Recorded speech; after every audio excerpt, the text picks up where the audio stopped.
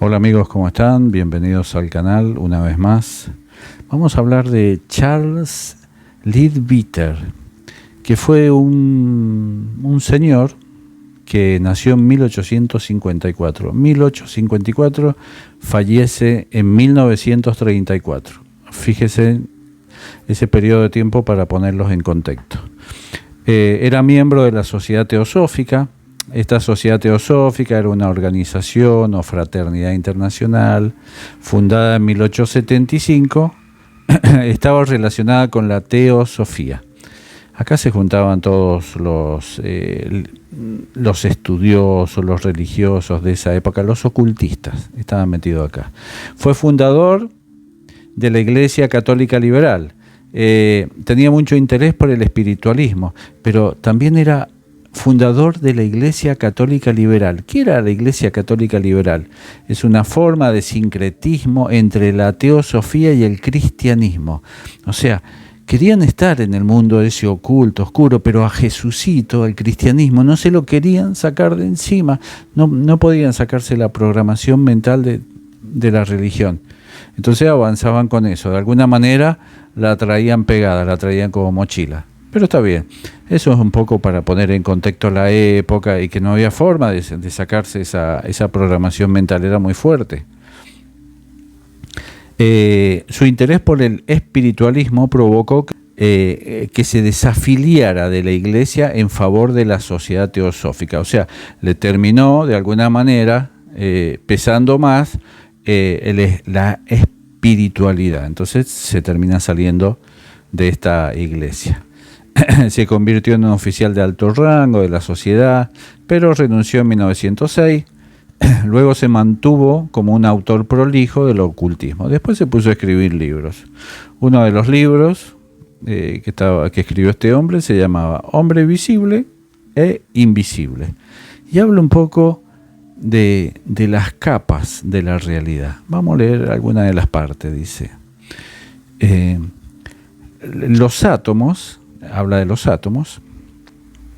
Nosotros nos enseñaron que los átomos son todas esas pelotitas que tienen un núcleo con esferitas que le giran alrededor, muy físicos.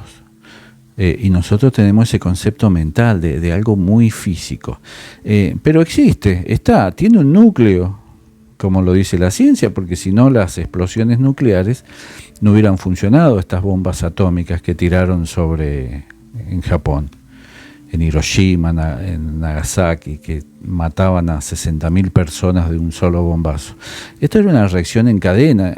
Los científicos de la época, cuando la descubren, saben que rompiendo ese núcleo de ese átomo, había una cantidad de energía muy grande contenida o comprimida ahí. Rompían ese núcleo generaba una cantidad enorme de energía, liberaba otras partículas que rompían otros núcleos y se producía lo que llamaban una reacción en cadena. Esta reacción en cadena producía una gran explosión, elevaba la temperatura y mataba un montón de gente. Pero bueno, ya la habían inventado la bomba, la guerra estaba terminando, había que tirarla sí o sí. Y dice, ¿con quién vamos a probar? Y probemos con estos que no se quieren rendir, y se la tiraron los japoneses. Estos átomos, dice, no son los últimos átomos, sino que desde el punto de vista de nuestro plano físico, es decir, o sea, en nuestro plano físico nosotros decimos lo más pequeño es el átomo, o el núcleo de ese átomo, o los quarks que conforman esos protones, esos neutrones, o las cuerdas quizás. Pero ahí es el límite, es la barrera entre el mundo físico y ahí comienza el mundo astral. Ese sería como el límite, ¿no? Dice, esta materia sutil no es simple, es compleja. Encontramos que también existe una serie de estados que son propios y correspondientes a los estados de la materia física. ¿Cuáles son los estados de la materia física? El sólido, el líquido y el gaseoso o etéreo. Vos a lo sólido lo ves, tus sentidos lo ven, lo tocan, lo sienten. Hasta ahí la programación o los filtros de los sentidos detectan. A los líquidos también. Ahora, los gaseosos no. Podés llegar a sentir la brisa, el viento muy sutilmente, pero ya no tenés tacto sobre eso, ni tampoco lo ves, se hace invisible. Entonces le están llamando gaseosos o etéreos. Fíjense qué poco que vemos, que percibimos, que ya un gas, lo que estamos respirando, ya no lo vemos, ya es invisible para nosotros. Y sabemos perfectamente bien que un exceso de dióxido de carbono te mata, o un exceso de oxígeno puro te mata, y vos estás todo el tiempo respirando algo invisible. Para todos esos que dicen que hay que ver para creer, sin embargo, esos que dicen que hay que ver para creer están todo el tiempo respirando algo que no se ve, pero que los mantiene con vida. Después, llevando más adelante nuestro proceso de subdivisión, llegamos a un átomo de esa región de la naturaleza que los ocultistas han llamado el mundo astral. Claro, ellos seguían con el concepto de átomo, pero otra clase de átomo, ya en otro lugar, en otro reino, en el mundo astral. Este proceso, dice, puede ser repetido, pues subdividiendo este átomo astral nos encontramos en presencia de otro mundo aún más sutil, más elevado, aunque siempre dice material. Y claro, ¿qué es material? Vos cuando estás en el físico vos decís, bueno, todo esto es materia. Ahora cuando te parás en el mundo astral, todo lo que está en el astral y se hace ahí también suena como sólido, como material, pero es de otra materia, de otra capa. Una vez más nos encontramos la materia existiendo en condiciones bien definidas y en diferentes estados correspondiente a un nivel más elevado. Más elevado se le llama en frecuencia, ponele, pero no porque las situaciones o porque los seres que habitan esos mundos sean más elevados. ¿Qué es ser más elevado? Es algo relativo. Para los seres parásitos, ser elevado es estar alimentándose de energía de otra capa dimensional. Entonces, eso es para ellos quizás ser elevado. Para nosotros tenemos un concepto muy sagrado de elevado, porque nosotros somos expertos en idealizar cosas que después no existen.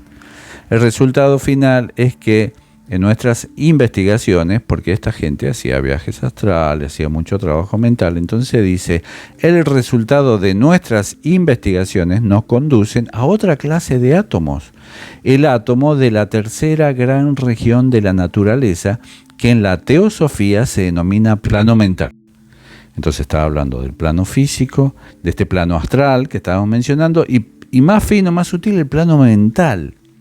Por eso la primera ley hermética dice el universo es mental. Es como que estos átomos o esta energía mental bien puede navegar, interponerse o, ¿cómo le dicen ellos? Interpenetrar las materias más densas. Entonces esa mente puede interpenetrar un cuerpo astral. Y esa mente y ese cuerpo astral pueden interpenetrar un cuerpo físico. Entonces puede haber una perfecta convivencia. Por eso en las sesiones, cuando nosotros hablamos de la parasitación, que cuando yo empiezo la sesión dice, bueno, vamos a limpiar energía, seres desencarnados. Estamos limpiando conciencias de otra densidad que están ocupando o parasitando este cuerpo físico, o la estructura astral de este cuerpo físico. Porque no se ve en el cuerpo físico. En el cuerpo físico yo estoy sintiendo los efectos de cómo actúan estas otras conciencias en las estructuras más sutiles, porque el humano está construido en distintas capas, pero el que siente acá en el físico está limitado a sentir efectos de lo que sucede en otras capas. Si te entra un desencarnado, ese desencarnado está interpenetrando la materia astral. Entonces la mente de ese desencarnado y las energías que tenga ese desencarnado, si está muy pesada, vos vas a empezar a sentir los efectos físicos. Si ese desencarnado fue una persona que tuvo muchísimos problemas circulatorios, de corazón o muchas enfermedades muy pesadas, tu cuerpo físico, al llevarlo encima, va a empezar a manifestar esas vibraciones. Por eso el desencarnado tiene que seguir su camino. El desencarnado no tenés que tenerlo atado, atrapado, llamándolo, atrayéndolo, porque lamentablemente el desencarnado, el fallecido, no se fue hacia el plano astral con mucho conocimiento, con mucho entendimiento, como el que podemos llegar a tener nosotros. Él se fue de alguna manera con toda una serie de parásitos, de conciencias alternativas hacia el otro lado.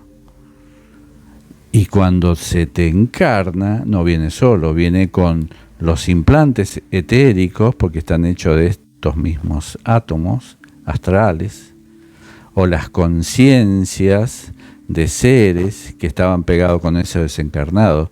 Entonces, adquirir un desencarnado no es bueno, porque puede ser que esté limpio el desencarnado. Entonces, bueno, está bien, no pasa nada. Va a estar consumiendo tu energía vital, pero si viene acompañado de implantes, de otras vibraciones, de otras energías que arrastró en vida, y de alguna manera te lo va a estar manifestando en el físico, y se empieza a sentir como malestar, como enfermedad, empiezan a aparecer cosas en el físico. En cuanto nos permiten nuestros conocimientos, no existen límites a esta posibilidad de subdivisión. O sea, lo que decía esta gente, dice, esta subdivisión puede continuar en otras capas o en otros planos, con más átomos, más sutiles, que son lo que llamamos nosotros cambios frecuenciales. No hay límite real, sino para nuestras capacidades de observación. Sin embargo, sabemos suficiente para estar seguros de la existencia de un número considerable de distintas regiones. O sea, ellos decían, recuerden que estamos hablando antes del año 1900, decían que existían un número considerable de diferentes regiones, o planos, o dimensiones. Regiones le llaman ellos, está bien. O vibraciones, diría yo. Siendo cada una de ellas, en ciertos sentidos, un mundo. Y acá me voy a lo que decía don Juan. ¿Qué le decía don Juan a Carlos Castañeda? Y le decía a Carlitos, la realidad está construida de distintas capas. Son como capas de cebolla y está montada una sobre la otra. Y hay infinidades de capas. Y en cada capa de eso, en cada mundo de eso, está habitado por seres. Y cada uno de los seres puede ser la existencia totalmente inimaginable para lo que son tus conceptos mentales. Y en un sentido más extenso, vemos que todas estas regiones constituyen las partes de un todo prodigioso. O sea, el todo sería la creación en general, compuesta por todas estas sucesivas capas y capas que se van construyendo una sobre la otra. En nuestra literatura, estas diferentes regiones de la naturaleza son llamados planos. Será útil en nuestro estudio figurarlos los uno encima de los otros según los diferentes grados de densidad de materia por los cuales están compuestos. Miren lo que está diciendo acá. Acá está diciendo lo que le decía don Juan a Carlos Castañeda, y no sé si don Juan estaba leyendo esta literatura, pero dice, a los fines del estudio, lo bueno, para que se haga entendible, para que la mente se dé cuenta de lo que estamos hablando, hay que montarlo uno encima de otros según los distintos grados de densidad de materia. O sea, según la frecuencia, según la vibración, según cómo está la materia aglutinada, están divididos. Estos planos son designados en el diagrama de la lámina 2, pero es preciso darse cuenta de que esta ordenación no es adoptada, sino convencionalmente con un símbolo. O sea, ellos estaban tratando de explicar de alguna manera cómo estaba estructurada las realidades una sobre la otra para que la gente común que leía esta literatura empezara a entender. Y todo esto era producto de los viajes astrales, del estudio mental que ellos hacían. Obviamente que se encontrarían con estos seres, pero bueno, claro, antes a todos los seres de estas regiones se los llamaba demonios, porque la forma de ellos y el comportamiento de ellos no era muy agradable, en su gran mayoría. Entonces, ¿qué nombre le iban a poner? Si se veían con cola y tenían olor a azufre y todo un montón de situaciones que son definidas desde hace tiempo. Es necesario no imaginar que estos están uno encima de los otros como los estantes de una biblioteca, sino que más bien ocupan todos el mismo espacio. Miren lo que dice acá. No es que están apilados como hojas de papel una realidad arriba de la otra, sino que están todos ocupando como que una materia o como una capa vibracional se está mezclando o está ocupando el mismo espacio. Por eso el tema de la interferencia en el humano, porque ocupa en el mismo espacio. Por eso los casos de posesión, porque en el caso de posesión hay otra conciencia o varias conciencias que están tomando ese cuerpo físico. Entonces dice, están interpenetrándose los unos a los otros. Entonces hay una convivencia de conciencia. Cuando hay mucha droga, cuando hay mucho alcoholismo en la persona, bueno, estas otras conciencias pueden tomar perfectamente el control y empezar a actuar y hacer un montón de cosas que el humano en ese momento pierde. Porque la droga y el alcohol lo que hace es desconectarlo de su traje biológico o dejarlo en un costado, y estos seres sí pueden pasar a tomar, digamos, el rol en primera persona de ese cuerpo físico. Es un hecho reconocido por la ciencia que aún en la sustancia más densa jamás se tocan los átomos. Miren, ya lo sabían ellos, estamos hablando del año 1800 y algo, y ellos tenían muy claro que los átomos no se tocan. Entre átomo y átomo hay muchísimo espacio vacío, hay muchísimo vacío como cuando en el cielo, entre planeta a planeta, entre estrella y estrella, suponiendo que esto sea real y sea físico y no un holograma, hay muchísimo espacio.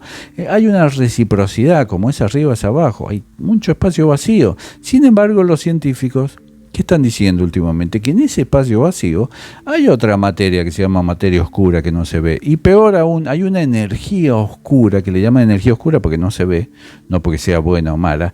Y entonces están dándose cuenta que en el vacío está interpenetrado por otra energía. Lo que pasa es que nuestros sentidos son muy pobres, estamos muy filtrados intencionalmente para que no veamos. Pero en la medida que nosotros profundizamos todos estos temas, nos vamos volviendo muy sensibles a energías que son más sutiles, porque estamos más atentos, porque le estamos prestando más atención a nuestros sentidos internos, cosa que antes no sucedía, porque como no teníamos esta información, nos daba todo igual. Cada átomo tiene siempre su campo de acción y una vibración determinada. Cada molécula posee un campo todavía más amplio, y de suerte que siempre hay espacio entre los átomos o la molécula. Cada átomo físico está bañado por un mar astral, un mar de materia astral que lo rodea y llena todos esos interespacios de esta materia física en toda la circunstancia posible. Entonces acá está un poco lo que se resume en esta primera parte del libro, donde se intenta explicar eso.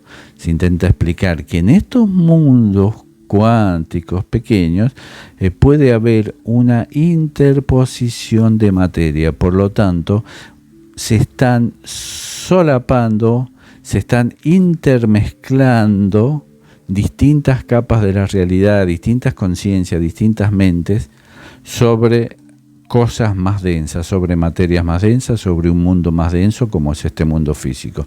Por lo tanto, este mundo físico está infectado, está saturado de infinidades de conciencia que están a la pesca de acceder a cuerpos en donde se sienten atraídos e identificados por la vibración.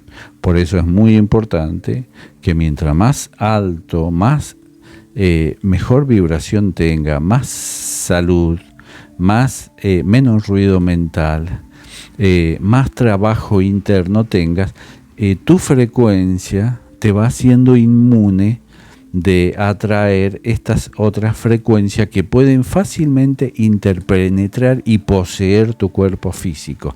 Y te ha pasado infinidad de veces que vos estás relativamente tranquilo, relativamente bien, y tus estados emocionales migran y cambian. Y vos decís, ¿por qué cambió? ¿Por qué cambié? Me cambió la vibración, ¿por qué me cambió la emocionalidad?